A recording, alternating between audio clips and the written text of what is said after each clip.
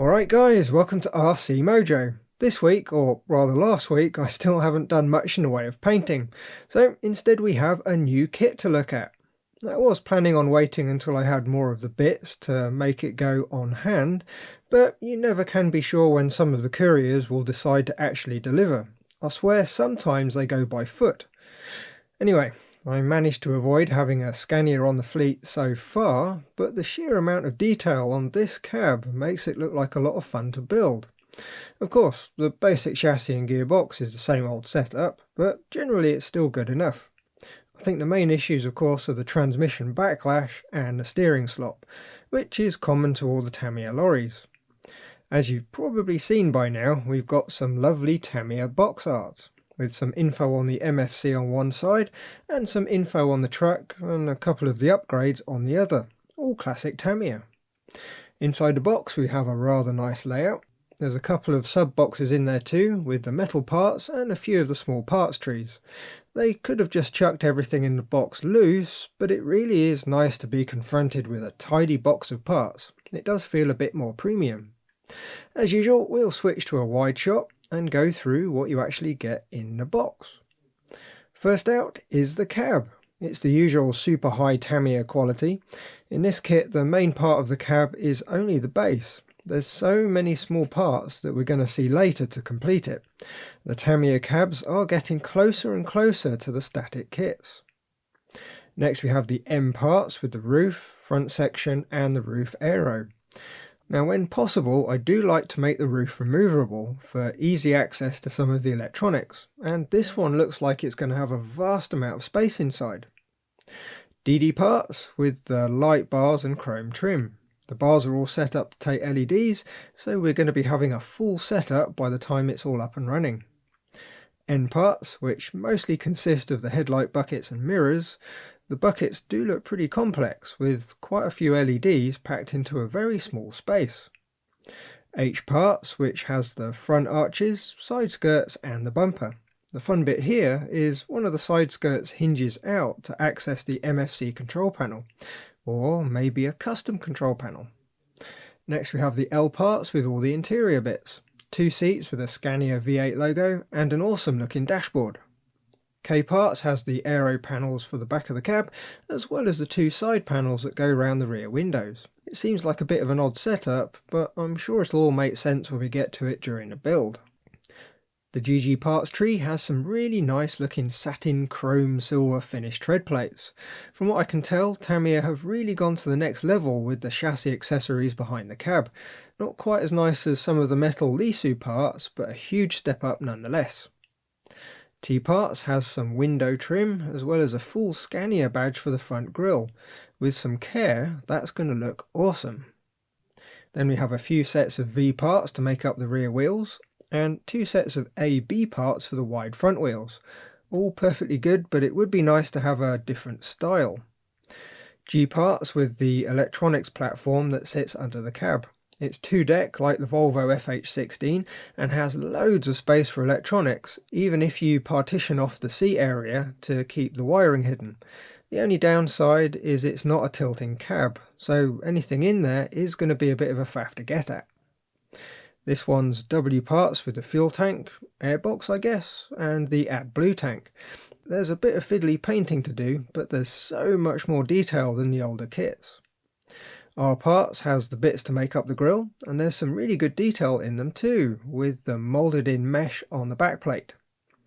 On the U parts we have the mirror housings and the wipers, along with some other parts that I've not actually worked out yet.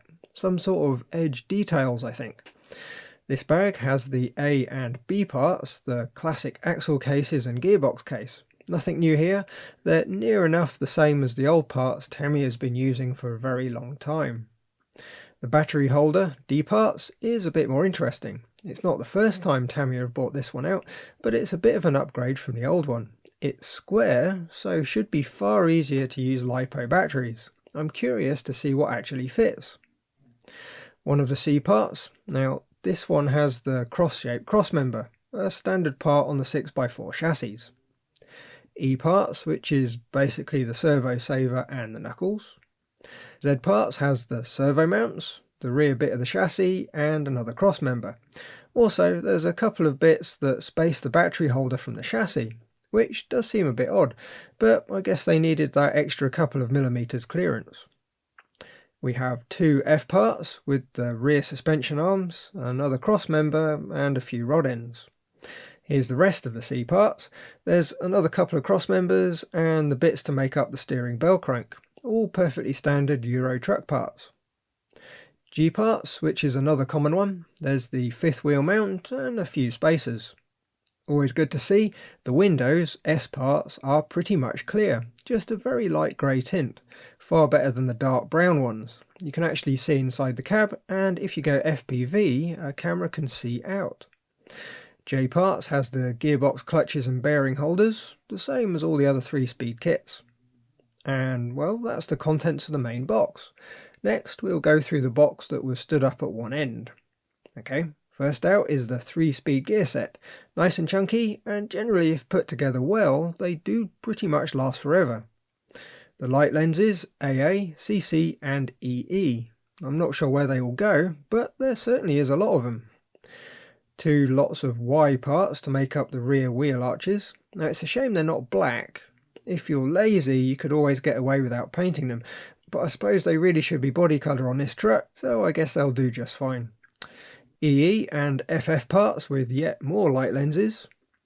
X parts, which has the fifth wheel. This is of course the later one with the position for the MFC switch. Next we have another box of goodies, mostly the metal parts.